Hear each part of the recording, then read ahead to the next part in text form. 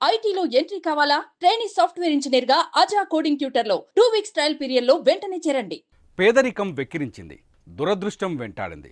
కానీ కలల ముందు లక్ష్యం కరగలేదు, ఆత్మవిశ్వాసం చెక్కు చెదరలేదు. శ్రమనే ఆయుధంగా చేసి విజయం సాధించాడు. కష్టాన్ని పంటి కింద భరిస్తూనే కూలి పనులు చేస్తూ కన్న కలలకు దగ్గరయ్యాడు. ఇటకలు మోసి నీట్ ర్యాంక్ సాధించిన ఓ విద్యార్థి స్ఫూర్తిగాథ మీకోసం.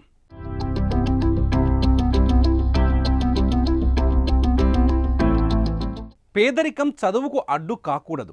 పేదరికాన్ని అధిగమించి విజయాలు సాధించిన ఎందరో మహానుభావులు ఇప్పుడు ఉన్నత స్థానాల్లో ఉన్నారు. అలాంటి స్థానం కోసం కష్టపడుతున్న యువకుడి పేరు సర్ఫరాజ్. పశ్చిమ బెంగాల్కు చెందిన 21 ఏళ్ల సర్ఫరాజ్ నీట్ యూజీ పరీక్షలో 720 మార్కులకు గాను 667 స్కోర్ సాధించి మెరిశాడు. సర్ఫరాజ్ సాధించిన ఈ విజయం వెనుక ఎన్నో కష్టాలు, కన్నీళ్లు ఉన్నాయి.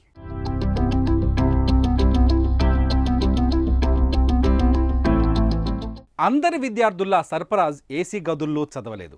లక్షల్లో ఫీజులు చెల్లించి కోచింగ్ సెంటర్లకు వెళ్ళలేదు. ఇటకలు మోసి కూలి పనులు చేసుకుంటూ యూట్యూబ్ సాయంతో నీట్ ఫలితాల్లో విజయాన్ని అందుకున్నాడు. సర్ఫరాజ్ది నిరుపేద కుటుంబం. గవర్నమెంట్ ఇచ్చిన ఇల్లే అతని ఆస్తి, తల్లిదండ్రులే అతని బలం. చిన్నప్పటి నుంచి విద్యతోనే పేదరికాన్ని జయించాలనే కసి ఈరోజు విజయాన్ని సాధించేలా చేసింది.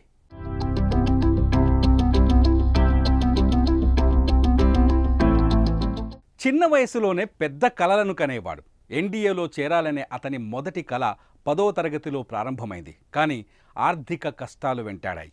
కోచింగ్, పుస్తకాల కోసం డబ్బు లేదు. అయినా సర్ఫరాజ్ మాత్రం వెనకడుగు వేయలేదు. అందుబాటులో ఉన్న అవకాశాలను ఉపయోగించుకుంటూ ఎన్డీఏ లక్ష్యంగా ముందుకు వెళ్ళాడు. పరీక్ష కోసం ప్రిపరేషన్ వీడియోలను చూడటానికి తన ఉపాధ్యాయుడు ఫోన్ తీసుకొని సాధన చేశాడు. మొదటి దశను క్లియర్ చేశాడు. ఇంటర్వ్యూకు 1 నెల ముందు జరిగిన ప్రమాదం చివరి దశకు వెళ్లకుండా చేసింది. ఇలా విధి పగబట్టడంతో ఎన్డీఏ కల నెరవేరలేదు.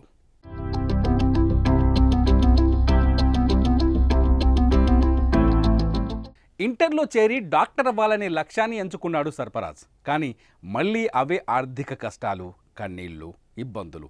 ఎన్ని సమస్యలు వచ్చినా పంతం వీడలేదు. నీట్ పరీక్షకు కూడా యూట్యూబ్ ద్వారానే ప్రిపేర్ అయ్యాడు. మొదటిసారి డెంటల్ కాలేజీలో సీట్ సంపాదించినప్పటికీ హాస్టల్ సౌకర్యాల కొరత మరియు ఆర్థిక సమస్యలతో చేరలేదు. అయినప్పటికీ అతడి సంకల్పం అలానే ఉంది. మళ్ళీ సాధన మొదలుపెట్టాడు. అయితే మరోవైపు కుటుంబానికి భారం కాకూడదనే ఉద్దేశంతో తండ్రితో పాటు కూలి పనికి వెళ్ళేవాడు. రోజుకు సుమారు 200 ఇటుకలను మోసేవాడు. ఒకవైపు కూలి పనులు చేసుకుంటూనే చదువును సాగించాడు. చివరికి నీట్లో 720కి 677 స్కోర్ సాధించి కోల్కతాలోని రతన్ సిర్కార్ మెడికల్ కాలేజీలో సీటు సంపాదించి సత్తా చాటాడు. తను డాక్టర్ కావాలనే లక్ష్యానికి ముందడుగు వేశాడు.